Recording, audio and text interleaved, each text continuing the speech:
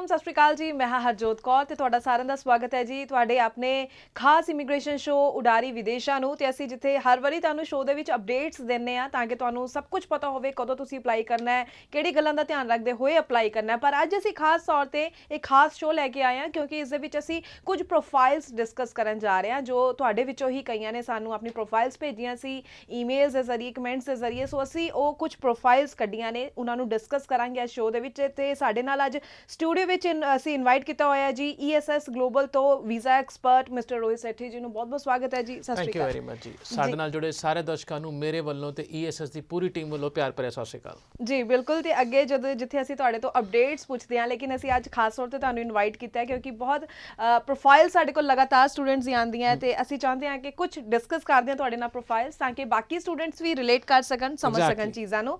ਸੋ ਸਭ ਤੋਂ ਪਹਿਲਾਂ ਜਿਨ੍ਹਾਂ ਦੀ ਪ੍ਰੋਫਾਈਲ ਡਿਸਕਸ ਕਰਨ ਜਾ ਰਹੇ ਹਾਂ ਜੀ, ਅਗਰ ਇਹਨਾਂ ਦੀ ਅਸੀਂ ਸਟੱਡੀਜ਼ ਔਰ ਆਇਲਸ ਦੀ ਗੱਲ ਕਰੀਏ ਤਾਂ ਇਹਨਾਂ ਨੇ bachelor of engineering from Chandigarh university ਕੀਤੀ ਹੋਈ ਹੈ 2020 ਵਿੱਚ ਔਰ ਓਵਰਆਲ 6 ਇੱਕ ਵਿੱਚ 5.5 ਇਹਨਾਂ ਦੇ ਬੈਂਡਸ ਨੇ। 2 ਵਾਰੀ ਇਹਨਾਂ ਦਾ UK ਦਾ ਰਿਫਿਊਜ਼ਲ ਆ ਚੁੱਕਿਆ ਆਲਰੇਡੀ। ਇੱਕ ਵਾਰੀ ਸ਼ਾਰਟ ਟਰਮ ਸਟੂਡੈਂਟ ਵੀਜ਼ਾ ਵਿੱਚ ਅਤੇ ਇੱਕ ਵਾਰੀ ਇਹਨਾਂ ਦਾ ਜੋ ਹੈ ਸਟੱਡੀ ਵੀਜ਼ਾ ਵਿੱਚ ਇਹਨਾਂ ਨੇ ਲਗਾਇਆ ਸੀ, ਤਾਂ ਮਤਲਬ 2 ਵਾਰੀ ਇਹਨਾਂ ਦਾ ਆ ਗਿਆ। ਤੇ ਇਹਨਾਂ ਦਾ ਸਵਾਲ ਹੈ ਕਿ ਕੀ ਮੈਂ ਦੁਬਾਰਾ UK ਵਿੱਚ ਅਪਲਾਈ ਕਰ ਸਕਦਾ? ਵੈਲ ਸ਼ੁਰੂਆਤ ਬੜੀ ਟੇਢੇ ਸਵਾਲ ਤੋਂ ਹੋਈ ਹੈ। ਖੈਰ ਇਹ ਬੜਾ ਟਿਪੀਕਲ ਕੁਐਸਚਨ ਹੈ ਤੇ ਬਹੁਤ ਸਾਰੇ ਸਟੂਡੈਂਟ ਜਿਹੜੇ 2018-19 ਦੇ ਵਿੱਚ ਸਟੂਡੈਂਟ ਵਿਜ਼ਿਟਰ ਵੀਜ਼ਾ ਅਪਲਾਈ ਕਰਦੇ ਸੀਗੇ, ਇਹ ਇੰਗਲਿਸ਼ ਦਾ 6 ਮਹੀਨੇ ਦਾ ਕੋਰਸ ਹੁੰਦਾ ਸੀ ਬੇਸਿਕਲੀ, ਜਿਹੜਾ ਵਿਦਆਊਟ ਆਇਲਸ ਬੱਚਾ ਅਪਲਾਈ ਕਰਦਾ ਸੀਗਾ। ਬਹੁਤ ਸਾਰਾ ਬੱਚਿਆਂ ਦਾ ਇਹ ਕੁਐਸਚਨ ਹੋ ਸਕਦਾ ਹੈ ਕਿਉਂਕਿ ਉਸ ਟਾਈਮ ਤੇ ਅੱਛੇ ਖਾਸੇ ਰਿਫਿਊਜ਼ਲ ਆਏ ਸੀਗੇ ਸਟੂਡੈਂਟ ਵਿਜ਼ਿਟਰ ਤੇ। ਉਸ ਤੋਂ ਬਾਅਦ ਜਦ ਤੁਸੀਂ ਸਟੂਡੈਂਟ ਵੀਜ਼ਾ ਅਪਲਾਈ ਕੀਤਾ, ਮੈਂ ਇਹ ਮੰਨ ਕੇ ਚੱਲ ਰਿਹਾ ਉਸ ਟਾਈਮ ਤੋਂ ਬਾਅਦ ਤੇ ਅੱਜ ਤੁਹਾਡੇ ਹਾਲਾਤਾਂ 'ਚ ਬਦਲਾਵ ਹੈਗਾ। ਹਾਲਾਤਾਂ 'ਚ ਬਦਲਾਵ ਤੋਂ ਮਤਲਬ ਹੈ ਤੁਸੀਂ ਆਪਣੀ ਡਿਗਰੀ ਉਸ ਤੋਂ ਬਾਅਦ ਪੂਰੀ ਕੀਤੀ ਹੈ ਔਰ ਤੁਸੀਂ ਆਪਣੇ ਆਇਲਸ ਦੇ ਵਿੱਚ ਉਹਨੂੰ ਇੰਪਰੂਵ ਕੀਤਾ ਹੈ ਪਿਛਲੀ ਐਪਲੀਕੇਸ਼ਨ ਤੋਂ ਬਾਅਦ। ਹੁਣ ਜੇ ਤੁਹਾਡੇ ਪਿਛਲੇ ਰਿਫਿਊਜ਼ਲ ਨੂੰ 1.5 ਸਾਲ ਹੋ ਗਿਆ ਜੀ ਪਲੱਸ ਐਪਲੀਕੇਸ਼ਨ ਦੇ ਹਾਲਾਤਾਂ 'ਚ ਬਦਲਾਵ ਹੋ ਗਿਆ ਤਾਂ ਡੈਫੀਨੇਟਲੀ ਤੁਸੀਂ UK 'ਚ ਆਉਣ ਵਾਲਾ ਮਈ ਜਾਂ ਸਪਟੈਂਬਰ ਇਨਟੇਕ ਅਪਲਾਈ ਕਰ ਸਕਦੇ ਹੋ।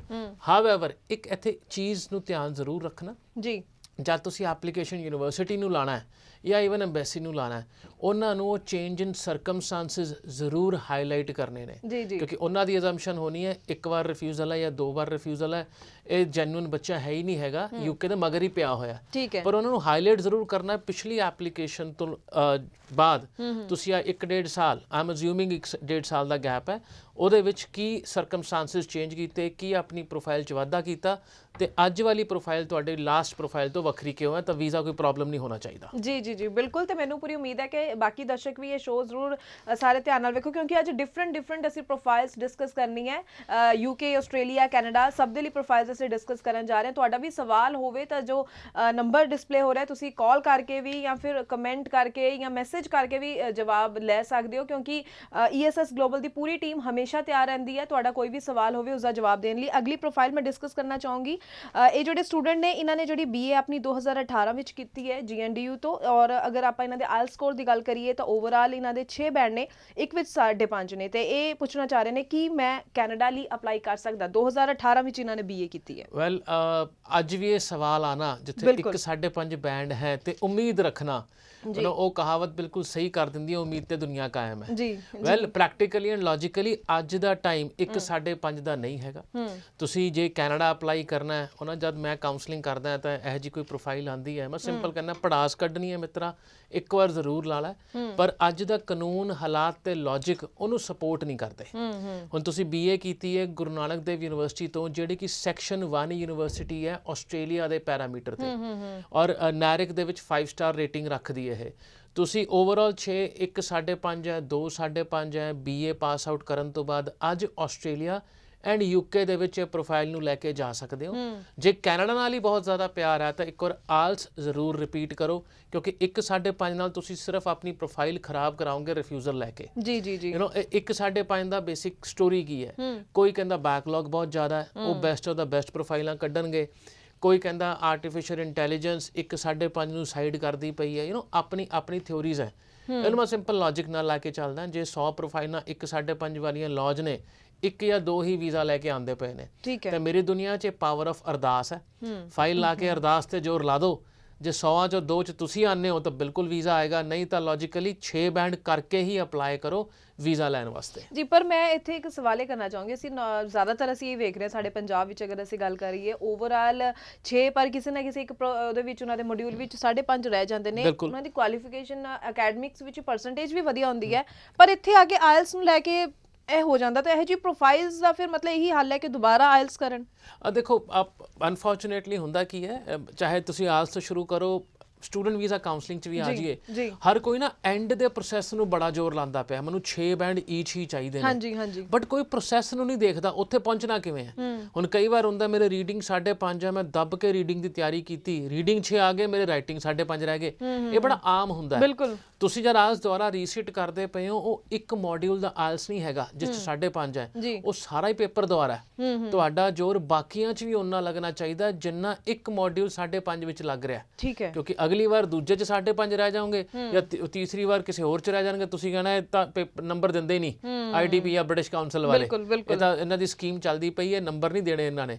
ਬਟ ਤੁਸੀਂ ਆਪਣੀ ਤਿਆਰੀ ਜਾਂ ਆਪਣੇ ਪ੍ਰੋਸੈਸ ਤੇ ਜ਼ੋਰ ਲਾਓਗੇ ਤਾਂ ਨੰਬਰ ਬਿਲਕੁਲ ਆਉਂਦੇ ਨੇ। ਜੀ ਜੀ ਜੀ ਬਿਲਕੁਲ। ਸੋ ਮੈਂ ਹੁਣ ਅਗਲੀ ਪ੍ਰੋਫਾਈਲ ਡਿਸਕਸ ਕਰਨਾ ਚਾਹੂੰਗੀ। ਜਿਹੜੇ ਸਟੂਡੈਂਟ ਨੇ, ਇਹਨਾਂ ਨੇ ਬੈਚਲਰ ਆਫ ਸਾਇੰਸ ਕੀਤੀ ਹੈ PU ਤੋਂ, ਔਰ ਇਹਨਾਂ ਦੀ ਅਗਰ ਪਰਸੈਂਟੇਜ ਦੀ ਗੱਲ ਕਰੀਏ ਤਾਂ 61.55% ਹੈ। 2020 ਵਿੱਚ ਇਹਨਾਂ ਨੇ ਆਪਣੀ ਬੈਚਲਰਸ ਕੀਤੀ ਹੈ। ਆਇਲਸ ਸਕੋਰ ਦੀ ਗੱਲ ਕਰੀਏ ਓਵਰਆਲ 6 ਨੇ, ਇੱਕ 'ਚ ਉਹੀ 5.5 ਹੈ। ਪਰ ਇਹ ਪੁੱਛਣਾ ਚਾਹ ਰਹੇ ਨੇ ਕਿ ਕੀ ਮੈਂ ਆਸਟ੍ਰੇਲੀਆ ਲਈ ਅਪਲਾਈ ਕਰ ਸਕਦਾ ਜਾਂ ਕੈਨੇਡਾ ਲਈ ਅਪਲਾਈ ਕਰ ਸਕਦਾ? ਦੇਖੋ ਕੈਨੇਡਾ ਦਾ ਜਵਾਬ ਤਾਂ ਪਿਛਲੀ ਪ੍ਰੋਫਾਈਲ ਨਾਲ ਮੈਂ ਦੇ ਦਿੱਤਾ, ਉਹ ਸਿਰਫ ਟਾਈਮ ਵੇਸਟੇਜ, ਪੈਸਾ ਵੇਸਟੇਜ, ਦੋਨਾਂ ਚ ਕੋਈ ਵੀ ਜੇ ਤੁਹਾਡੇ ਕੋਲ ਵਾਧੂ ਹੈ ਤਾਂ ਬਿਲਕੁਲ ਕੈਨੇਡਾ ਅਪਲਾਈ ਕਰੋ। ਵੈਰਐਜ਼ ਇਹ ਪ੍ਰੋਫਾਈਲ ਆਸਟ੍ਰੇਲੀਆ ਵਾਸਤੇ ਡੈਫੀਨੇਟਲੀ ਐਲੀਜੀਬਲ ਹੈਗੀ ਹੈ। ਮੈਂ ਮੰਨ ਕੇ ਚੱਲ ਰਿਹਾ BSc ਮੈਡੀਕਲ ਜਾਂ ਨਾਨ ਮੈਡੀਕਲ ਤੁਹਾਡਾ ਚ ਕੋਈ ਵੀ ਹੋਏਗਾ। Punjab university section 1 university again, ਇਹ ਮੈਂ ਸੈਕਸ਼ਨ ਤੇ ਜ਼ੋਰ ਕਿਉਂ ਦਿੰਨਾ ਪਿਆ ਕਿਉਂਕਿ ਜਿੰਨੀਆਂ ਵੀ ਆਪਣੀਆਂ ਸੈਕਸ਼ਨ 1 ਯੂਨੀਵਰਸਿਟੀ ਆਸਟ੍ਰੇਲੀਆ 'ਚ ਹੈ, Punjab university, Punjabi university, Guru Nanak Dev university, even Kurukshetra university Haryana, ਇਹ ਤੁਸੀਂ 50% ਲੈ ਕੇ ਵੀ ਓਵਰਆਲ ਗ੍ਰੈਜੂਏਸ਼ਨ 'ਚ ਅਪਲਾਈ ਕਰ ਸਕਦੇ ਹੋ। ਠੀਕ ਹੈ। ਸੈਕਸ਼ਨ 2 ਇੱਕ ਛੋਟਾ ਐਗਜ਼ਾਮਪਲ ਹੈ PTU ਦਾ, ਪੰਜਾਬ ਟੈਕਨੀਕਲ ਯੂਨੀਵਰਸਿਟੀ, ਇੱਥੇ 50% ਵਾਲਿਆਂ ਨੂੰ ਐਡਮਿਸ਼ਨ ਡਾਇਰੈਕਟਲੀ ਨਹੀਂ ਮਿਲਦਾ, ਇਹਨਾਂ ਦੀ ਪਰਸੈਂਟੇਜ 55% ਚਾਹੀਦੀ ਹੈ ਜੀ। Section 3 example Baba Farid university of health sciences, ਇੱਥੇ ਤੁਹਾਨੂੰ ਫਸਟ ਡਿਵੀਜ਼ਨ ਹੀ ਚਾਹੀਦੀ ਹੈ ਇੱਥੇ ਮਾਸਟਰਸ ਵਾਸਤੇ ਅਪਲਾਈ ਕਰਨ ਲਈ। ਤਾਂ ਇਹ ਸੈਕਸ਼ਨ 1 ਸੈਕਸ਼ਨ 2 ਦਾ ਟੈਕਨੀਕਲ ਜਿਹੜਾ ਕਲਾਸੀਫਿਕੇਸ਼ਨ ਹੈ ਉਹ ਹੈ ਬੇਸਿਕਲੀ। ਤਾਂ ਤੁਹਾਡੀ Punjab university 65% I believe first division ਹੈਗੀ ਤੁਹਾਡੀ, ਤਾਂ ਡੈਫੀਨੇਟਲੀ ਆਸਟ੍ਰੇਲੀਆ ਅਪਲਾਈ ਕਰ ਸਕਦੇ ਜੁਲਾਈ ਇਨਟੇਕ ਵਾਸਤੇ ਜੀ। ਓਨਲੀ ਥਿੰਗ ਇਜ਼ ਯੂਨੀਵਰਸਿਟੀ ਉਹ ਦੇਖਣਾ ਜਾਂ ਕੋਰਸ ਉਹ ਦੇਖਣਾ ਜਿੱਥੇ ਐਲੀਕੋਜ਼ ਲੱਗੇਗਾ, ਔਰ ਯੂਨੀਵਰਸਿਟੀ ਉਹ ਦੇਖਣਾ ਜਿੱਥੇ overall 6 not less than 5.5 admission directly master 'ਚ ਹੁੰਦਾ, ਵਿਚ is again a technical thing. University ਦੀ ਕ੍ਰਾਈਟੇਰੀਆ ਚੈੱਕ ਕਰਕੇ GT ਨੂੰ ਦੇਖਦੇ ਹੋਏ ਅਪਲਾਈ ਕਰਨਾ। But the answer to your question is yes, ਕਰ ਸਕਦੇ ਹੋ ਅਪਲਾਈ ਜੀ। ਠੀਕ ਹੈ, ਅਗਲੀ ਪ੍ਰੋਫਾਈਲ ਡਿਸਕਸ ਕਰ ਲਈਏ। ਇਹਨਾਂ ਦੇ ਅਗਰ ਅਸੀਂ ਅਕੈਡਮਿਕਸ ਦੀ ਗੱਲ ਕਰੀਏ ਤਾਂ 12th ਕੀਤੀ ਇਹਨਾਂ ਨੇ 2019 ਵਿੱਚ, ਪੰਜਾਬ ਬੋਰਡ ਤੋਂ ਕੀਤੀ ਹੋਈ ਆ, ਔਰ ਆਇਲਸ ਸਕੋਰ ਇਹਨਾਂ ਦਾ ਓਵਰਆਲ 6, ਇੱਕ 'ਚ 5.5 ਹੈ। ਕਨਫਿਊਜ਼ ਨੇ ਕਿ ਮੈਂ ਹੁਣ ਆਸਟ੍ਰੇਲੀਆ ਲਈ ਅਪਲਾਈ ਕਰਾਂ ਜਾਂ ਮੈਂ UK ਲਈ ਅਪਲਾਈ ਕਰਾਂ। ਓਵਰਆਲ ਸਕੋਰ ਕਿੰਨਾ ਦੱਸਿਆ ਤੁਸੀਂ? 6 ਨੇ ਓਵਰਆਲ। ਤੇ ਅਕੈਡਮਿਕ? ਅਕੈਡਮੀ 12th ਕੀਤੀ ਹੈ 2019 ਵਿੱਚ ਪੰਜਾਬ ਬੋਰਡ ਤੋਂ। ਓਕੇ ਜੀ। 2019 ਪਾਸ ਆਊਟ ਹੋ ਜੀ ਤੁਸੀਂ। ਆਸਟ੍ਰੇਲੀਆ 2019 ਨੂੰ ਇਸ ਟਾਈਮ ਕੈਟਰ ਨਹੀਂ ਕਰੇਗਾ ਜੁਲਾਈ ਇਨਟੇਕ ਵਾਸਤੇ। ਇਹ ਜਿਹੜਾ ਫੈਬਰੂਰੀ ਇਨਟੇਕ 2022 ਦਾ ਨਿਕਲਿਆ ਹੈ, ਇਹ ਅਖੀਰਲਾ ਇਨਟੇਕ ਸੀ ਆਸਟ੍ਰੇਲੀਆ ਦਾ, ਜਿਸ ਵਿੱਚ 2019 ਪਾਸ ਆਊਟ ਨੂੰ ਐਂਟਰਟੇਨ ਕਰਦਾ ਸੀਗਾ। ਹਾਊਐਵਰ ਜਦ ਮੈਂ ਇਹ ਕਿਹਾ, ਤੁਹਾਨੂੰ ਬਹੁਤ ਸਾਰੇ ਕਾਲਜਸ ਮਿਲ ਜਾਣਗੇ ਲੀਡਿੰਗ ਟੂ ਡਿਗਰੀ ਵਾਲੇ ਜਿਹੜੇ 2019 ਨੂੰ ਅੱਜ ਵੀ ਲੈਂਦੇ ਪਏ ਨੇ, ਬਟ ਉੱਥੇ ਰਿਸਟ੍ਰਿਕਸ਼ਨ ਕੀ ਆਏਗਾ ਕੋਰਸਿਸ ਦਾ। ਆਪਾਂ ਸਿਰਫ ਸਾਲ ਦੀ ਗੱਲ ਕੀਤੀ ਹੈ, 2019 ਉਹ ਕਾਲਜ ਲੈ ਲਏਗਾ। ਇੱਕ ਛੋਟਾ ਜਿਹਾ ਐਗਜ਼ਾਮਪਲ ਦਿੰਨਾ, ਐਡਿਥ ਕੋਵਨ ਕਾਲਜ ECC, ਇਹ ਪਰਥ ਵਿੱਚ ਹੈ। ਐਡਿਥ ਕੋਵਨ ਯੂਨੀਵਰਸਿਟੀ ਦਾ ਸਕੂਲ ਹੈਗਾ ਜਿੱਥੇ ਤੁਸੀਂ ਫਸਟ ਈਅਰ ਕਰਦੇ ਹੋ ਜਾਂ ਫਾਊਂਡੇਸ਼ਨ ਕੋਰਸ ਕਰਦੇ ਹੋ, ਉਸ ਤੋਂ ਬਾਅਦ ਤੁਹਾਡਾ ਸੈਕੰਡ ਈਅਰ ਦੇ ਵਿੱਚ ਐਡਮਿਸ਼ਨ ਹੋ ਜਾਂਦਾ ਹੈ। ਹਾਊਐਵਰ ਇਹ ਇਕਲੌਤਾ ਕਾਲਜ ਹੈ ਜਿਹੜਾ 2019 ਪਾਸ ਆਊਟ ਲਏਗਾ as of now, limited field ਦੇ ਨਾਲ। ਬਟ ਇਹਨਾਂ ਦਾ GT ਕ੍ਰਾਈਟੇਰੀਆ ਸਮਝ ਲਓ, ਕਿਉਂਕਿ it is not about offer ਲੈਣਾ, it is about GT clear ਕਰਨਾ। ਤੁਹਾਡੇ ਕੋਲ 3 ਮਹੀਨੇ ਪੁਰਾਣਾ ਫੰਡ ਚਾਹੀਦਾ 20 ਤੋਂ 25 ਲੱਖ ਰੁਪਇਆ। ਜੇ ਨਵਾਂ ਫੰਡ ਹੈ ਤਾਂ ਤੁਸੀਂ ਕਿਤੇ ਨਾ ਕਿਤੇ ਉਹਦਾ ਪ੍ਰੂਫ ਦਿਖਾਣਾ ਹੈ ਪੈਸਾ ਆਇਆ ਕਿੱਥੋਂ ਜੀ। ਹੁਣ ਨਾ ਇਹ ਕੁਐਸਚਨ ਜਦ ਕਾਉਂਸਲਿੰਗ ਹੁੰਦੀ ਹੈ ਤਾਂ ਸਟੂਡੈਂਟ ਕਨਫਿਊਜ਼ ਹੋ ਜਾਂਦਾ, ਪ੍ਰੂਫ ਕੀ ਹੋਏਗਾ। ਛੋਟਾ ਜਿਹਾ ਐਗਜ਼ਾਮਪਲ, ਜੇ ਤੁਹਾਡੇ ਪੇਰੈਂਟਸ ਗਵਰਨਮੈਂਟ EMPLOYE ਨੇ ਜਾਂ ਪ੍ਰਾਈਵੇਟ ਜੌਬ ਕਰਦੇ ਨੇ ਜਾਂ ਖੇਤੀਬਾੜੀ ਹੈ ਜੀ, ਤੁਸੀਂ ਹਰ ਮਹੀਨੇ ਇੱਕ ਲਿਮਿਟਿਡ ਅਮਾਊਂਟ ਬਚਾਉਂਦੇ ਹੋ 10-10 ਹਜ਼ਾਰ ਰੁਪਏ ਦੀ, ਸਡਨਲੀ ਤੁਹਾਡੇ ਖਾਤੇ 'ਚ 25 ਲੱਖ ਰੁਪਏ ਆ ਗਿਆ ਤਾਂ ਕੁਐਸਚਨ ਮਾਰਕ ਤਾਂ ਆਏਗਾ, ਇਹ ਪੈਸਾ ਕਿੱਥੋਂ ਆਇਆ। ਹੁਣ ਉਹ ਪੈਸਾ 25 ਲੱਖ ਰੁਪਇਆ ਜਾਂ ਕੋਈ ਲੋਟਰੀ ਲੱਗੀ ਹੋਏਗੀ ਜਾਂ ਕੋਈ ਇਨਵੈਸਟਮੈਂਟ ਮੈਚਿਓਰ ਹੋਏਗੀ ਜਾਂ ਕੁਝ ਵੇਚਿਆ ਹੋਏਗਾ, ਇਹਨਾਂ ਕਾਰਨਾਂ ਤੋਂ ਐਡੀ ਵੱਡੀ ਅਮਾਊਂਟ ਆਏਗੀ। ਜੇ ਆਪਾਂ ਇਹ ਕਾਰਨਾਂ ਦੇ ਪੇਪਰ ਵਰਕ ਦੇ ਦਿੰਨੇ ਉਹਨਾਂ ਨੂੰ, ਆ ਮੇਰਾ ਜ਼ਮੀਨ ਵੇਚੀ, ਆ ਮੇਰਾ ਰਜਿਸਟਰੀ ਹੈਗੀ ਹੈ, ਬਿਆਨਾ ਨਹੀਂ ਚੱਲਣਾ, ਰਜਿਸਟਰੀ ਹੈਗੀ ਹੈ ਬਕਾਇਦਾ ਜੀ ਜਿਹੜੀ ਵੇਚੀ ਹੈ, ਜਾਂ ਮੇਰਾ ਇਨਵੈਸਟਮੈਂਟ ਸੀਗੇ, ਮੇਰੇ ਕੋਲ ਮਿਊਚੁਅਲ ਫੰਡ ਸੀ, ਆ ਵੇਚੇ ਆ, ਮੇਰੀ ਡੀਮੈਟ ਦੀ ਸਟੇਟਮੈਂਟ ਲੈ ਲਓ। ਵੈਰੀਫਾਈਬਲ ਕਾਰਨਾਂ ਤੋਂ ਕੋਈ ਵੀ ਪੈਸਾ ਆਂਦਾ ਹੈ ਉਹ ਆਸਟ੍ਰੇਲੀਆ ਮੰਨਦਾ ਹੈ, ਸਪੈਸ਼ਲੀ 2019 ਪਾਸ ਆਊਟ ਪ੍ਰੋਫਾਈਲਾਂ ਵਾਸਤੇ। ਤਾਂ ਜੇ ਤੁਹਾਡਾ 2019 ਪਾਸ ਆਊਟ ਹੈ, ਮੇਰੀ ਸਟਰੋਂਗ ਸੁਜੈਸ਼ਨ ਰਹੇਗੀ UK ਅਪਲਾਈ ਕਰੋ, ਕਿਉਂਕਿ UK ਹਜੇ ਵੀ 2019 ਪਾਸ ਆਊਟ ਨੂੰ ਬੈਚਲਰ ਡਿਗਰੀ 'ਚ ਐਡਮਿਸ਼ਨ ਦੇ ਰਿਹਾ ਹੈ, ਕਿਉਂਕਿ UK ਦਾ ਵੀਜ਼ਾ ਆਲਮੋਸਟ 100% ਹੈ ਐਜ਼ ਆਫ ਨਾਓ, ਕਿਉਂਕਿ ਉੱਥੇ ਇੰਟਰਵਿਊਜ਼ ਨਹੀਂ ਹੋ ਰਹੀਆਂ ਹਾਲ ਦੀ ਘੜੀ ਦੇ ਵਿੱਚ, ਜਦ ਮਰਜ਼ੀ ਆ ਸਕਦੀ ਹੈ, ਉਹਨਾਂ ਦਾ ਰੈਗੂਲੇਸ਼ਨ ਹੈ। ਬਟ ਆਸਟ੍ਰੇਲੀਆ ਨਾਲੋਂ 2019 ਪ੍ਰੋਫਾਈਲਾਂ ਜ਼ਿਆਦਾ ਸਿਕਿਉਰ ਨੇ UK ਦੇ ਵਿੱਚ, ਖਰਚਾ ਆਲਮੋਸਟ ਸੇਮ ਹੈ, 15 ਲੱਖ ਰੁਪਏ ਉੱਥੇ ਫੀਸ ਹੈ ਆਸਟ੍ਰੇਲੀਆ ਤੇ 14-15 ਲੱਖ ਰੁਪਏ UK ਦੇ ਵਿੱਚ, ਸਾਰੇ ਪੈਰਾਮੀਟਰ ਇੱਕੋ ਵਰਗੇ ਨੇ। ਬਟ ਆਪਣੀ ਪ੍ਰੋਫਾਈਲ ਨੂੰ ਜਿੰਨੀ ਛੇਤੀ ਐਕਸੈਪਟ ਕਰ ਲਓਗੇ ਨਾ, ਕਿਉਂਕਿ 2019 UK ਵੀ ਅਖੀਰਲਾ ਇਨਟੇਕ ਹੋਏਗਾ, ਫਿਰ ਇਹ ਪ੍ਰੋਫਾਈਲਾਂ ਜਾਣਗੀਆਂ ਸਿੰਗਾਪੁਰ, ਸਾਈਪਰਸ ਵਰਗੇ ਕੰਟਰੀਆਂ ਦੇ ਵਿੱਚ, ਜਾਂ ਇਨਟੇਕ ਨਿਕਲ ਜਾਂਦਾ ਤੁਹਾਡਾ। ਜੀ ਬਿਲਕੁਲ। ਤੇ ਅਗਲੀ ਜਿਹੜੀ ਪ੍ਰੋਫਾਈਲ ਮੈਂ ਡਿਸਕਸ ਕਰਨ ਜਾ ਰਹੀ ਹਾਂ ਥੋੜੀ ਡਿਫਰੈਂਟ ਹੈ। ਇਹਨਾਂ ਨੇ 2016 ਦੇ ਵਿੱਚ ਆਪਣਾ ਡਿਪਲੋਮਾ ਕੀਤਾ ਸੀ general nursing and midwifery from Punjab nurses registration council ਤੋਂ, ਔਰ ਅਗਰ ਆਪਾਂ ਇਹਨਾਂ ਦੀ ਪਰਸੈਂਟੇਜ ਦੀ ਗੱਲ ਕਰੀਏ 68% ਹੈ। IELTS ਇਹਨਾਂ ਦੇ ਓਵਰਆਲ 6 ਨੇ, ਲਿਸਨਿੰਗ 'ਚ 6 ਨੇ, ਰੀਡਿੰਗ 'ਚ 7 ਨੇ, ਰਾਈਟਿੰਗ ਤੇ ਸਪੀਕਿੰਗ ਵਿੱਚ 5.5 ਨੇ। ਤੇ ਇਹਨਾਂ ਦਾ ਵਰਕ ਐਕਸਪੀਰੀਅੰਸ ਵੀ ਐਜ਼ ਅ ਸਟਾਫ ਨਰਸ 2016 ਤੋਂ ਲੈ ਕੇ ਹੁਣ ਤੱਕ ਉਹ ਕਰ ਰਹੇ ਨੇ, ਤੇ ਜਾਣਨਾ ਚਾਹ ਰਹੇ ਨੇ ਕਿ ਮੈਂ UK ਜਾਣਾ ਚਾਹੁੰਦੀ ਹਾਂ ਤਾਂ ਮੈਨੂੰ ਕਿਸ ਤਰੀਕੇ ਨਾਲ ਮੈਂ ਅਪਲਾਈ ਕਰਾਂ। ਮੈਂ ਅਸਿਊਮ ਕਰ ਰਿਹਾ ਸਿੰਗਲ ਪ੍ਰੋਫਾਈਲ ਹੈ ਜੀ, ਮੈਰਿਡ ਨਹੀਂ ਹੈਗੇ। ਉਹਦਾ ਮੈਂ ਕਿਉਂ ਕਿਹਾ, ਕਿਉਂਕਿ GNM ਕੀਤੀ ਹੈ ਤਾਂ ਅੰਡਰ ਗ੍ਰੈਜੂਏਟ ਪ੍ਰੋਗਰਾਮ ਵਾਸਤੇ UK ਜਾਣਗੇ ਬੈਚਲਰ, ਤੇ ਉੱਥੇ ਸਪਾਊਸ ਨਹੀਂ ਜਾ ਸਕਦਾ। ਨਾਰਮਲੀ ਹੁੰਦਾ ਕੀ ਹੈ, ਜੇ ਕੋਈ ਵੀ GNM ਨਰਸ ਹੈਗੀ ਹੈ, ਆਫਟਰ ਵਰਕਿੰਗ 3-4 ਇਅਰਸ ਤੋਂ ਬਾਅਦ ਘਰ ਦੇ ਉਹਨਾਂ ਵਿਆਹ ਕਰਾ ਦਿੰਦੇ ਨੇ, ਤੇ ਉਹ ਹਸਬੈਂਡ ਵਾਈਫ ਇਕੱਠੇ ਕਰਨਾ ਚਾਹੁੰਦੇ ਨੇ ਅਪਲਾਈ। ਪਰ ਐਸ ਪਰ ਦਾ ਰੂਲ UK ਦੇ ਵਿੱਚ ਬੈਚਲਰ ਡਿਗਰੀ ਵਾਸਤੇ ਤੁਸੀਂ ਜਿਹੜਾ ਹੈ ਅਪਲਾਈ ਸਪਾਊਸ ਨਾਲ ਨਹੀਂ ਕਰ ਸਕਦੇ, ਉਹ ਤੁਸੀਂ ਸਿੰਗਲ ਹੀ ਜਾਓਗੇ। The answer to your question is yes. Only thing is ਤੁਸੀਂ ਆਪਣੇ ਦਿਮਾਗ ਨੂੰ ਇੰਸਟਰਕਸ਼ਨ ਜਾਂ ਐਜੂਕੇਸ਼ਨ ਸਿਸਟਮ ਸਮਝਦੇ ਹੋਏ ਦੋ ਚੀਜ਼ਾਂ ਦਾ ਜਵਾਬ ਦੇਣਾ ਕਿ ਤੁਸੀਂ ਨਰਸਿੰਗ ਕਰਨੀ ਹੈ ਜਾਂ ਪਬਲਿਕ ਹੈਲਥ ਦੇ ਕੋਰਸਿਸ ਕਰਨੇ ਨੇ।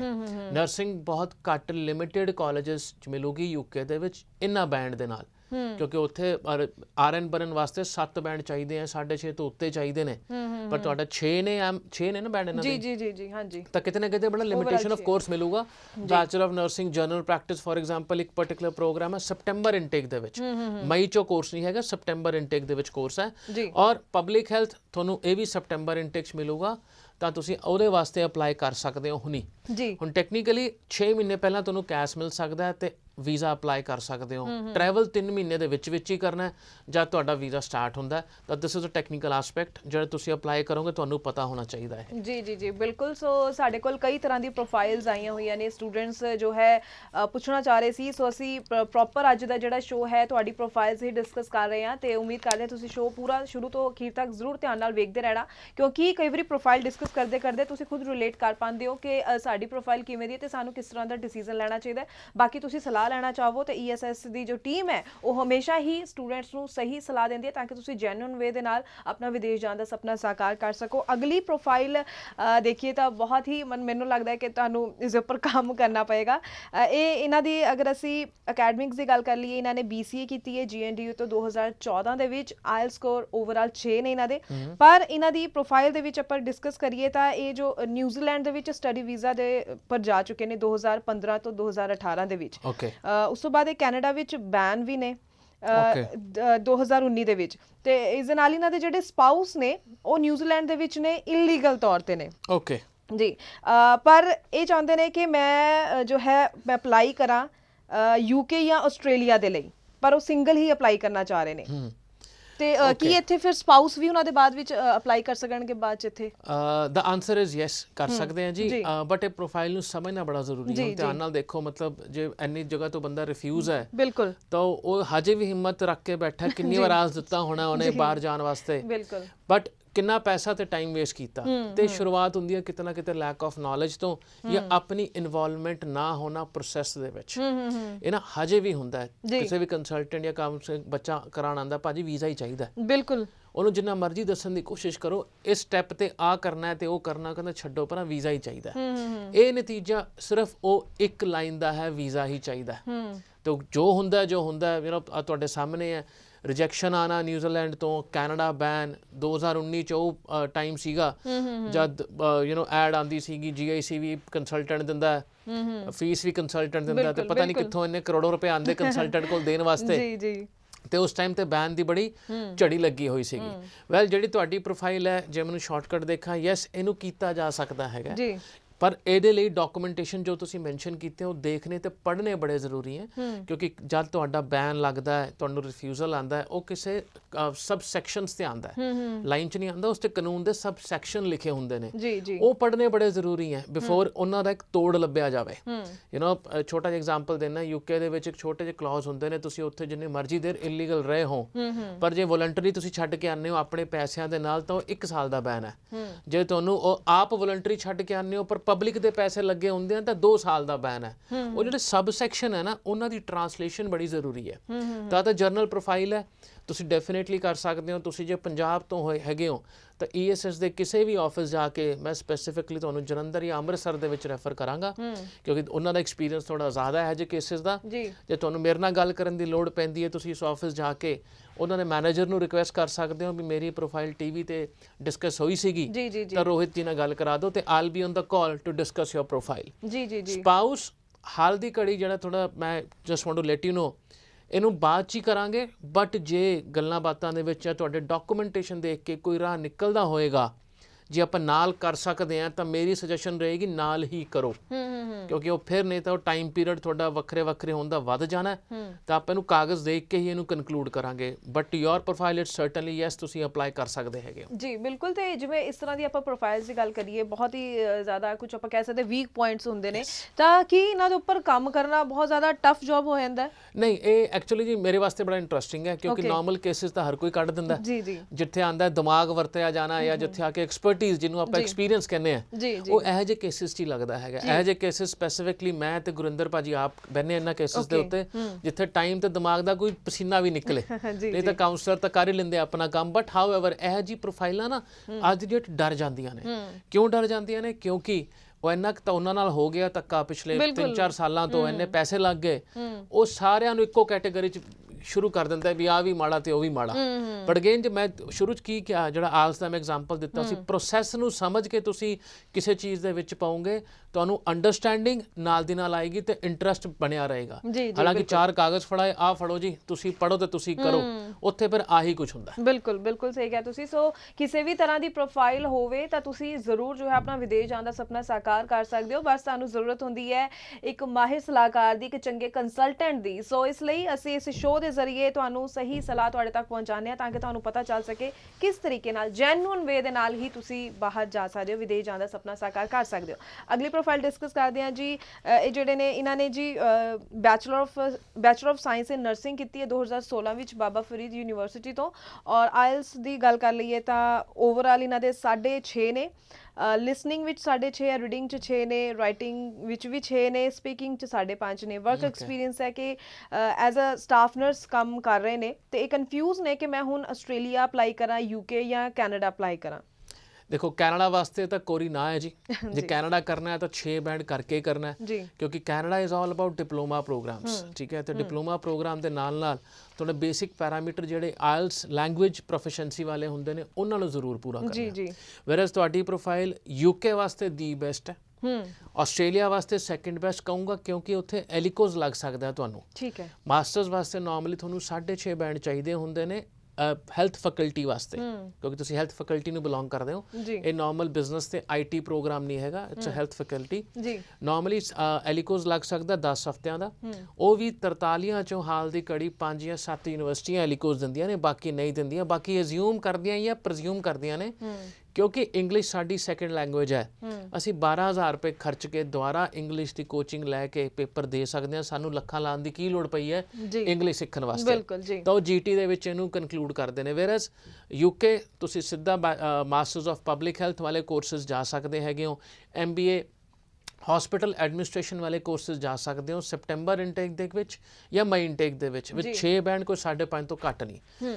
ਤਾਂ UK ਨੰਬਰ 1 ਪੈਰਾਮੀਟਰ ਰੱਖ ਲਓ, ਨੰਬਰ 2 ਤੁਸੀਂ ਆਪਣਾ ਆਸਟ੍ਰੇਲੀਆ ਰੱਖ ਲਓ, ਕੈਨੇਡਾ ਲਈ ਕੋਰੀ ਨਾ, 6 ਬੈਂਡ ਈਚ, ਫਿਰ ਚਾਹੇ ਤੁਸੀਂ ਕੈਨੇਡਾ ਨੰਬਰ 1 ਕਰ ਲਓ, ਕੋਈ ਦਿੱਕਤ ਨਹੀਂ ਹੈ। ਜੀ ਜੀ ਅਗਲਾ ਸਵਾਲ ਜੀ ਆਸਟ੍ਰੇਲੀਆ ਦੇ ਲਈ ਆਇਆ ਹੈ। ਇਹ ਲਿਖਦੇ ਨੇ ਕਿ ਇਹਨਾਂ ਨੇ BSc ਐਗਰੀਕਲਚਰ ਕੀਤੀ ਹੈ PTU ਤੋਂ 2020 ਵਿੱਚ।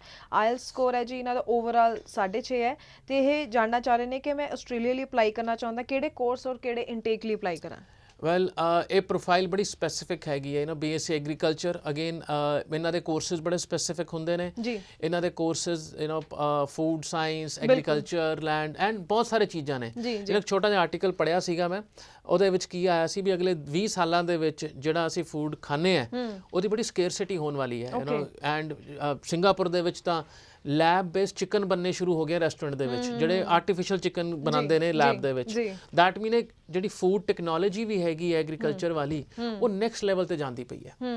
ਜੇ ਅੱਜ ਮੈਂ ਉਹਦੀ ਪੜ੍ਹਾਈ ਕਰਾਂਗਾ ਤਾਂ ਮੇਰੇ ਆਉਣ ਵਾਲੇ ਟਾਈਮ ਦੇ ਵਿੱਚ ਮੇਰੀ ਡਿਮਾਂਡ ਆਟੋਮੈਟਿਕਲੀ ਵਧੀ ਹੋਏਗੀ, ਕਿਉਂਕਿ ਜਿਹੜੇ ਸਿਚੁਏਸ਼ਨ ਹਾਲਾਤਾਂ ਦੇ ਵਿੱਚ ਦੁਨੀਆ ਨਿਕਲਦੀ ਪਈ ਹੈ, ਖੈਰ ਆਪਾਂ ਨੂੰ ਆਪਣੇ ਘਰੇ ਜਾਂ ਪਿੰਡਾਂ 'ਚ ਬੈਠੇ ਪਤਾ ਨਹੀਂ ਲੱਗਦਾ, ਬਟ ਦੁਨੀਆ ਬਹੁਤ ਸਾਰੀ ਚੀਜ਼ਾਂ ਤੇ ਬਹੁਤ ਸਾਰੀ ਚੀਜ਼ਾਂ ਸੋਚਦੀ ਪਈ ਹੈ ਤੇ ਕਰਦੀ ਪਈ ਹੈ, ਤਾਂ ਕਿ ਆ ਜਿਹੜਾ ਆਉਣ ਵਾਲਾ ਟਾਈਮ ਦਾ ਬਦਲਾਵ ਉਹਨੂੰ ਪਹਿਲਾਂ ਹੀ ਐਡਰੈਸ ਕੀਤਾ ਜਾ ਸਕੇ। ਤੁਹਾਡੇ ਲਈ ਕੋਰਸਿਸ ਜਿਹੜੇ ਹੈ ਉਹ ਆਰਮਡੇਲ ਚ ਯੂਨੀਵਰਸਿਟੀ ਆਸਟ੍ਰੇਲੀਆ, ਪਰਥ ਵਿੱਚ ਹੈ ਐਂਡ ਐਡਲੇਡ ਦੇ ਵਿੱਚ ਹੈਗੀ ਹੈ। ਇਹਨਾਂ ਦੇ ਵਿੱਚ ਤੁਹਾਨੂੰ ਕੋਰਸਿਸ ਮਿਲ ਜਾਣਗੇ ਜਿਹੜੇ ਐਗਰੀਕਲਚਰ ਨਾਲ 3-4 ਸੁਪਰ ਸਪੈਸ਼ਲਾਈਜ਼ਡ ਪ੍ਰੋਗਰਾਮ ਨੇ, ਉਹ ਤੁਹਾਨੂੰ ਡੈਫੀਨੇਟਲੀ ਮਿਲ ਜਾਣਗੇ। 6.5 ਬੈਂਡ ਕੋਈ 6 ਤੋਂ ਘੱਟ ਨਹੀਂ ਹੋਣੇ ਚਾਹੀਦੇ। ਐਂਡ ਤੁਸੀਂ ਜੁਲਾਈ ਇਨਟੇਕ ਵਾਸਤੇ ਅਪਲਾਈ ਕਰ ਸਕਦੇ ਹੋ। ਓਨਲੀ ਥਿੰਗ ਇਜ਼ ਐਗਰੀਕਲਚਰ ਜਾਂ ਤੁਸੀਂ ਕੋਰਸਿਸ ਕਰਦੇ ਹੋ, ਤੁਹਾਡੇ SOP ਬੜੇ ਸਪੈਸੀਫਿਕ ਹੋਣੇ ਚਾਹੀਦੇ ਨੇ, ਜਰਨਲ SOP ਨਹੀਂ ਚਾਹੀਦੀ ਉਹਨਾਂ ਨੂੰ, ਕਿਉਂਕਿ ਤੁਹਾਡੇ ਕੋਰਸਿਸ ਵੀ ਬੜੇ ਸਪੈਸ਼ਲਾਈਜ਼ਡ ਹੁੰਦੇ ਨੇ। ਜੀ ਜੀ ਜੀ ਜੀ ਬਿਲਕੁਲ। ਕੁੱਲ ਮਿਲਾ ਕੇ ਇੱਥੇ ਚੀਜ਼ ਆ ਜਾਂਦੀ ਹੈ ਕਿ ਕੋਰਸ ਦੀ ਸਿਲੈਕਸ਼ਨ ਨੂੰ ਲੈ ਕੇ ਸਟੂਡੈਂਟਸ ਵਿੱਚ ਬਹੁਤ ਜ਼ਿਆਦਾ ਕਨਫਿਊਜ਼ਨ ਰਹਿੰਦੀ ਹੈ। ਇੱਥੇ ਮੈਂ ਜ਼ਰੂਰ ਅਗਲੀ ਪ੍ਰੋਫਾਈਲ ਡਿਸਕਸ ਕਰਨ ਤੋਂ ਪਹਿਲਾਂ ਤੁਹਾਡੇ ਤੋਂ ਜਾਣਨਾ ਚਾਹੂੰਗੀ ਕਿ ਕੋਰਸ ਸਿਲੈਕਸ਼ਨ ਨੂੰ ਲੈ ਕੇ ਸਟੂਡੈਂਟਸ ਨੂੰ ਕਿਹਨਾਂ ਚੀਜ਼ਾਂ ਵੱਲ ਧਿਆਨ ਖਾਸ ਰੱਖਣਾ ਚਾਹੀਦਾ ਵੀ ਰਿਫਿਊਜ਼ਲ ਦਾ ਕਾਰਨ ਅਖੀਰ ਇਹ ਨਾ ਬਣੇ। ਦੇਖੋ ਬੜਾ ਸਿੰਪਲ ਜਿਹਾ ਫਾਰਮੂਲਾ ਜੀ, ਆਪਾਂ ਐਜ਼ ਐਨ ਇਨਵੈਸਟਰ ਪੈਸਾ ਉੱਥੇ ਲਾਉਂਦੇ ਆ ਜਿੱਥੇ ਮੇਰਾ ਪੈਸਾ ਵਧੇਗਾ। ਆਪਾਂ ਕਦੇ ਨੁਕਸਾਨ ਲਈ ਪੈਸਾ ਨਹੀਂ ਲਾਉਂਦੇ। ਅੱਜ ਦੀ ਐਜੂਕੇਸ਼ਨ ਪਿਛਲੇ 5 ਜਾਂ 10 ਸਾਲਾਂ ਦੀ ਐਜੂਕੇਸ਼ਨ ਤੋਂ ਬਿਲਕੁਲ ਵੱਖਰੀ ਹੈ। During one of my discussion with N IT professional ਇੱਕ ਗੱਲ ਹੋਈ ਸੀ, ਮੈਂ ਕਿਹਾ ਜਦ ਅਸੀਂ ਕੰਪਿਊਟਰ ਪੜ੍ਹਨਾ ਸ਼ੁਰੂ ਕੀਤਾ ਸੀ ਨਾ, ਉਦੋਂ ਹਾਰਡਵੇਅਰ ਤੇ ਸੌਫਟਵੇਅਰ ਦੋ ਹੀ ਚੀਜ਼ਾਂ ਹੁੰਦੀਆਂ ਸੀ, ਤੀਜੀ ਚੀਜ਼ ਹੀ ਕੋਈ ਨਹੀਂ ਹੁੰਦੀ ਸੀ। ਪਰ ਅੱਜ ਕੰਪਿਊਟਰ ਦੀ ਤੁਸੀਂ ਲਾਈਨ 'ਚ ਜਾਓਗੇ, ਤੁਹਾਡੇ ਕੋਲ 40 ਤਰੀਕੇ ਦੀ ਸਪੈਸ਼ਲਾਈਜੇਸ਼ਨ ਹੈ। ਮਾਰਕੀਟਿੰਗ ਤੱਕ ਤੁਹਾਡੀ ਕੰਪਿਊਟਰ ਤੇ ਆ ਚੁੱਕੀ ਹੈ, ਡਿਜੀਟਲ ਮਾਰਕੀਟਿੰਗ ਜਿਹਨੂੰ ਆਪਾਂ ਕਹਿੰਦੇ ਆ। ਅੱਜ ਦਾ ਟਾਈਮ ਹੈਗਾ ਸਪੈਸ਼ਲਾਈਜ਼ਡ ਪ੍ਰੋਗਰਾਮ ਦਾ, ਨਾ ਕਿ ਜੈਨਰਿਕ ਪ੍ਰੋਗਰਾਮ ਦਾ। ਅੱਜ ਜਿਹੜਾ ਯੂਥ ਆਪਣੇ ਯੂਨੀਵਰਸਿਟੀਆਂ ਤੋਂ ਨਿਕਲਦਾ, simple BSc, non medical, medical, BCom, simple subject, simple degrees, but ਕਿੰਨੇ ਕੁ ਬੱਚਿਆਂ ਕੋਲ ਸਪੈਸ਼ਲਾਈਜ਼ਡ ਪ੍ਰੋਗਰਾਮ ਜਾਂ ਕੋਰਸ ਕੀਤਾ ਹੈ ਜਿਹਨੂੰ ਉਹ ਕਰੀਅਰ ਕਹਿ ਸਕਦੇ ਨੇ? ਦਾ ਆਨਸਰ ਇਜ਼ ਨਨ। ਮੈਂ ਨਹੀਂ ਕੋਈ ਆਪਣੇ ਕਾਉਂਸਲਿੰਗ ਦੇਖੇ ਪਿਛਲੇ 18 ਸਾਲਾਂ ਦੇ ਵਿੱਚ ਇਸ ਹਿੱਸੇ 'ਚ ਹਿੰਦੁਸਤਾਨ ਦੇ। ਹਾਊਐਵਰ ਜੇ ਆਪਾਂ ਬਾਹਰ ਪੜ੍ਹਨ ਜਾਂਦੇ ਹਾਂ, ਉੱਥੇ ਤਾਂ ਟਾਈਮ ਹੀ ਸਪੈਸ਼ਲਾਈਜ਼ਡ ਕੋਰਸਿਸ ਦਾ ਹੈ। ਤੁਹਾਨੂੰ ਸਿਰਫ ਟਾਈਮ ਲਾਣਾ ਤੇ ਸਵਾਲ ਪੁੱਛਿਆ ਆਪਣੇ ਕੰਸਲਟੈਂਟ ਨੂੰ, ਸਿੰਪਲ ਜੈਨਰਿਕ ਪ੍ਰੋਗਰਾਮ ਨਾ ਦੇ ਕੇ ਮੈਨੂੰ ਤਾਂ ਸਪੈਸ਼ਲਾਈਜ਼ਡ ਪ੍ਰੋਗਰਾਮ ਦਿਓ, ਕਿਉਂਕਿ ਜੇ ਸਪੈਸ਼ਲਾਈਜ਼ਡ ਪ੍ਰੋਗਰਾਮ ਕਰਾਂਗਾ ਤਾਂ ਹੀ ਮੇਰੀ ਜੌਬ ਤੇ PR ਸਿਕਿਉਰ ਹੋਏਗੀ। ਜਰਨਲ ਕੋਰਸਿਸ ਹਮੇਸ਼ਾ ਰੁਲਣਗੇ, ਰੁਲਦੇ ਆਏ ਆ ਤਾਂ ਰੁਲਣਗੇ। ਬੜੀ ਵੱਡੀ ਸਟੇਟਮੈਂਟ ਹੈ ਪਰ ਇਹ ਫੈਕਟ ਹੈਗਾ। ਜੀ ਜੀ ਜੀ ਬਿਲਕੁਲ। ਮੈਨੂੰ ਉਮੀਦ ਹੈ ਕਿ ਤੁਸੀਂ ਇਹਨਾਂ ਖਾਸ ਗੱਲਾਂ ਦਾ ਜ਼ਰੂਰ ਧਿਆਨ ਰੱਖਿਆ ਕਰੋ। ਅਗਲੀ ਪ੍ਰੋਫਾਈਲ ਡਿਸਕਸ ਕਰਨਾ ਚਾਹੂੰਗੀ, ਸਾਡੇ ਕੋਲ ਸਮਾਂ ਵੀ ਘੱਟ ਰਹਿ ਗਿਆ। ਅਗਲੀ ਪ੍ਰੋਫਾਈਲ ਜਿਨ੍ਹਾਂ ਦੀ ਉਹਨਾਂ ਨੇ ਲਿਖਿਆ ਕਿ ਉਹ bachelor of Ayurvedic medicine and surgery ਉਹਨਾਂ ਨੇ ਕੀਤੀ ਹੈ ਸਟੱਡੀ ਆਪਣੀ 2020 ਵਿੱਚ। ਆਇਲ ਸਕੋਰ ਇਹਨਾਂ ਦਾ 6.5 ਬੈਂਡ ਹੈ, ਨਾਟ ਲੈਸ ਦੈਨ 6 ਬੈਂਡ। ਔਰ ਨਾਲ ਦੀ ਨਾਲ ਅਗਰ ਇਹਨਾਂ ਦੀ ਥੋੜੀ ਇਮੀਗ੍ਰੇਸ਼ਨ ਹਿਸਟਰੀ ਦੀ ਗੱਲ ਕਰ ਲਈਏ ਤਾਂ ਇਹਨਾਂ ਨੇ ਲਿਖਿਆ ਕਿ ਇਹਨਾਂ ਦੇ ਜੋ ਸਪਾਊਸ ਨੇ ਉਹ ਨਿਊਜ਼ੀਲੈਂਡ ਨੇ, ਐਂਡ ਇਹਨਾਂ ਦਾ ਜਿਹੜਾ ਵਿਜ਼ਿਟਰ ਵੀਜ਼ਾ UK ਦਾ ਉਸ ਤੇ ਰਿਫਿਊਜ਼ਲ ਆ ਚੁੱਕੀ ਹੈ, ਤੇ ਪੁੱਛ ਰਹੇ ਨੇ ਕਿ ਮੈਂ ਦੁਬਾਰਾ ਤੋਂ ਹੁਣ ਸਟੂਡੈਂਟ ਵੀਜ਼ਾ ਲਈ UK ਲਈ ਅਪਲਾਈ ਕਰ ਸਕਦੀ ਹਾਂ। ਦੇਖੋ, ਜੇ ਤੁਹਾਡਾ ਵਿਜ਼ਿਟਰ ਵੀਜ਼ਾ ਕੋਈ ਗਲਤ ਕਾਗਜ਼ਾਂ ਤੇ ਰਿਫਿਊਜ਼ ਨਹੀਂ ਹੋਇਆ ਸੀਗਾ, ਬੈਨ ਨਹੀਂ ਲੱਗਿਆ ਸੀ ਜਾਂ ਕੁਝ ਇਨਫੋਰਮੇਸ਼ਨ ਇਹ ਜੀ ਨਹੀਂ ਭਰੀ ਸੀ ਜਿਹੜਾ ਕਿ ਤੁਹਾਡੀ ਅੱਜ ਪ੍ਰੋਫਾਈਲ ਨੂੰ ਸਪੋਰਟ ਨਹੀਂ ਕਰਦੀ, ਤਾਂ ਚੈਲੰਜ ਆਏਗਾ। ਜੇ ਆਹੀ ਇਨਫੋਰਮੇਸ਼ਨ ਤੁਹਾਡੀ ਹਾਈ ਕਮਿਸ਼ਨ 'ਚ ਗਈ ਹੈ ਤਾਂ ਡੈਫੀਨੇਟਲੀ ਕੋਈ ਪ੍ਰੋਬਲਮ ਨਹੀਂ ਹੈਗਾ। ਸੀ ਇਹ ਬਹੁਤ ਸਾਰੇ ਮਨ ਦੇ ਵਹਿਮ ਹੁੰਦੇ ਨੇ, ਇੱਕ ਵਾਰ ਰਿਫਿਊਜ਼ ਹੋ ਗਿਆ ਦੁਬਾਰਾ ਵੀਜ਼ਾ ਨਹੀਂ ਆਉਂਦਾ। ਜੇ ਸਟੂਡੈਂਟ ਵੀਜ਼ਾ ਰਿਫਿਊਜ਼ ਹੋਇਆ, ਚੇਂਜ ਇਨ ਸਰਕਮਸਟੈਂਸਸ ਹੈ, ਡੈਫੀਨੇਟਲੀ ਦੁਬਾਰਾ ਵੀਜ਼ਾ ਅਪਲਾਈ ਕਰ ਸਕਦੇ ਹੋ।